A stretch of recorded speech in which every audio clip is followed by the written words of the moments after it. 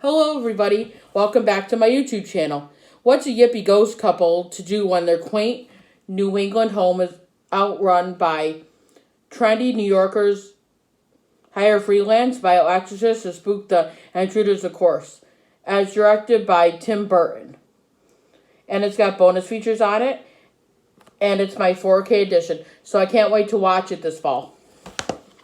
Then we got another classic horror movie called Black Christmas. It was made in 1974. The college town of Bedford is receiving an unwelcome guest this Christmas as the residents of a sorority house prepare for the festive season. A stranger begins to stalk the house. I really liked this movie. I thought it was really good. And don't watch the remake. Watch this one. This one's a lot better. And I really like the actress Olivia Hussey. She starred in my favorite movie, Romeo and Juliet. I watched this last year, and I'm glad I picked up this edition, The Collectors. And now we got the original Candyman movie that I just picked up. A new horror movie to watch this fall, since the new one came out. I always get iffy when remakes of 90s classics come out. This gun-crunching thriller follows a graduate student whose research summons the spirit of the dead. When Helen Lynch hears about Candyman, a slave spirit with a hook hand who is said to haunt a notorious housing project, she thinks she has a new twist for her thesis. Braving the gang-ridden territory to visit the site, Helen agonizingly assumes Candyman can't really exist until he appears, igniting a string of terrifying grisly slayings. But the police don't believe in monsters. They're telling with the crimes. And the only one who can set her free is Candyman. So there's got a theoretical cut and an unrated cut. Child's Play. Of course we know what this is about. Chucky. And honestly, Chucky is fucking one of the funniest horror movies I've ever seen in my life. This doll just kills me. How he randomly kills people. And how he's somewhat of a 6-year-old's friend. I mean, come on. But I like Catherine Hicks. Oh man, you will laugh at this one if you pick this one up. And Child's Play 2 is basically the same theme and concept. He comes back for more, so there's not really much to explain here. Alrighty, on to the next one. Cloverfield. From visionary producer J.J. Abrams and director Matt Reeves comes a worldwide sensation of non-stop terror and suspense everyone is talking about. It doesn't really give a description what it's about, so that's what I have to read. So I can't wait to watch this one. And there's a new one called 10 Cloverfield Lane. Okay. And now we're going to go on to actually one of my favorite scary movie series. Well, here it comes. The Conjuring. It's based on a true story about the Perron family who got haunted by the ghost Bathsheba.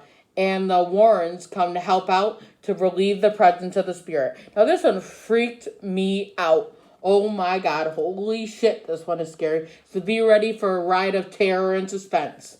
But it's also got the back theme of love between the Warrens to help fight the ghost off.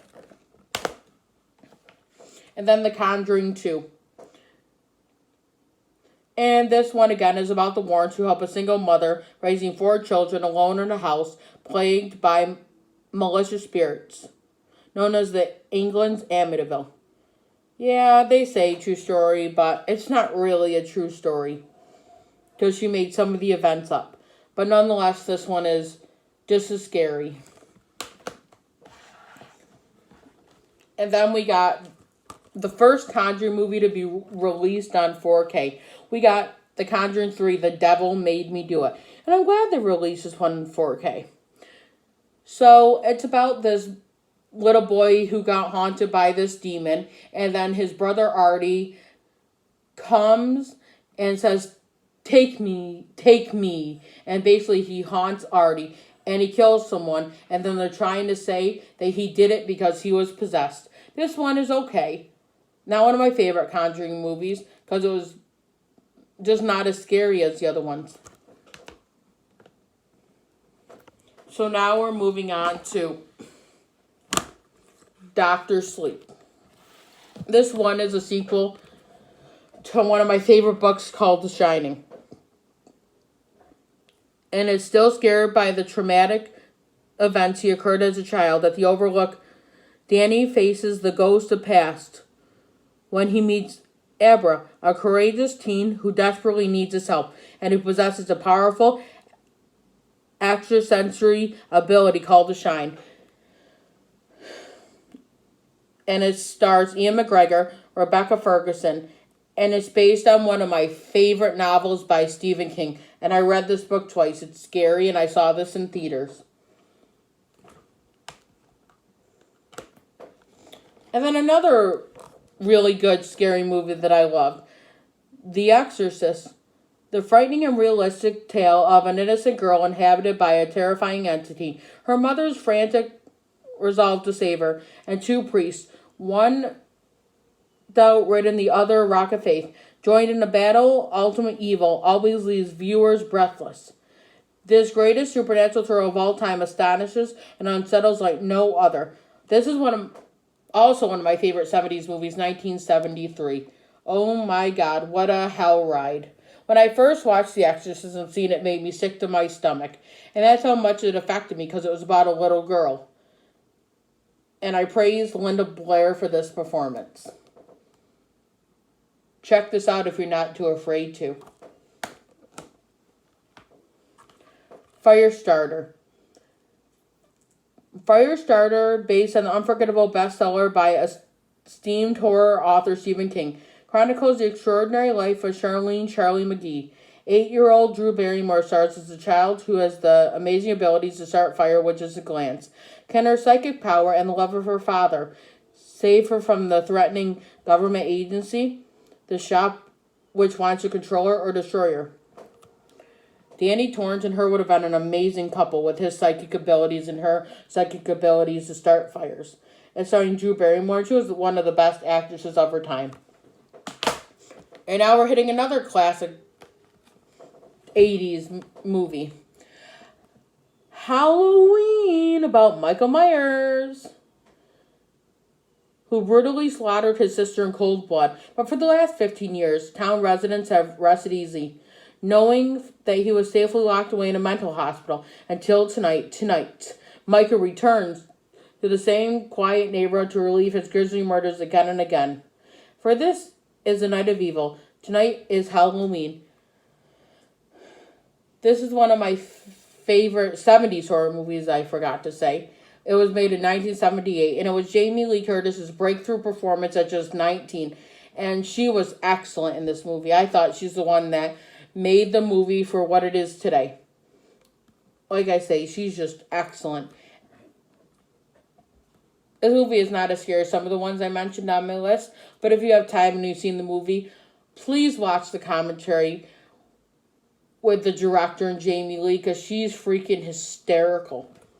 And now we're going to move on to, a sequel to Halloween, which means Halloween 2 never existed, Halloween 3 never existed, The Return of Michael Myers never existed, and Halloween Resurrection never existed. So I guess this is a direct sequel to the 1978 version. Jamie Lee Curtis returns to her iconic role as Laurie Strode, who comes to her final confrontation with Michael Myers, the masked figure who has haunted her since she narrowly escaped his killing spree on Halloween night 4 decades ago. This one is just a sequel. It was an okay movie. I didn't hate it, but I didn't love it, so it was somewhere in between. Sorry, it's hot back here. I'm sweating. So, this one's a real fucked up, creepy horror movie starring Toni Collette. Holy crap. I didn't realize how creepy it actually was until I started really watching this. I was like, man, this is freaky. It's about when Ella, the matriarch of the Grant family, passes away. Her daughter's family begins to unravel cryptic and increasingly terrifying secrets about their ancestry. The more they discover, the more they find themselves trying to outrun the sinister fate they seem to have inherited. Making his feature debut, Writer-director Ari Aster unleashes a nightmare vision of domestic breakdown that inhibits the craft and the precision of a narcissistic author, transferring a familiar tragedy into something ominous and deeply disquieting, and punishes the horror movie into chilling new terrain, which is a shattering portrait of heritage gone to hell. Like I said, this movie is fucking creepy. If you can handle a creepy horror movie, watch this, because I feel like Toni Collette is freaking amazing in horror movies, sorry. And then we got Hocus Pocus. It's about, in Disney's Hocus Pocus, pranksters conjure up 3 wild witches from 17th century Salem for a night of zany fun and comic chaos. Now in bewitching 4K Ultra HD. I really like this movie. I think it's really good. It's just amazing because it's a classic. It's a cult classic in my opinion. Didn't become the movie it is today until we started watching it on TV every Halloween and getting it on physical release. But I love Bette Midler. I love Kathy Najimy. And I love Sarah Jessica Parker. Like, how can you go wrong with a movie like this? And it's actually The Black Cat. And Insidious is so scary too. When I first watched this horror movie, I was like, oh my goodness. I ran upstairs crying the first time I watched it. It's about the terrifying story of a family who shortly after moving discovers the dark spirits have possessed their home and that their son has inexplicably fallen into a coma. Trying to escape the haunting and saving their son, they move again, only to realize that it was not their house that was haunted. It's freaking scary about a little boy who gets possessed. And then we got Stephen King's It. It's about in Derry, Maine, 7 young friends unite against a terrifying supernatural creature that has been haunting their small town for centuries. Calling itself Pennywise the Dancing Clown, It is a monster of unspeakable power that takes the form of everyone's most horrifying fears, threatened by their worst nightmares, the only way their kids can survive it together. This movie is scary too. I like the first one a lot. I think it's amazing how they discover kids' strengths and their fears. And then It Chapter 2 is basically the adults that come back to Derry to try to destroy the clown again. Alrighty, this is part 1 of the video. I'm going to be making part 2 soon. Okay, have a good day. Bye-bye.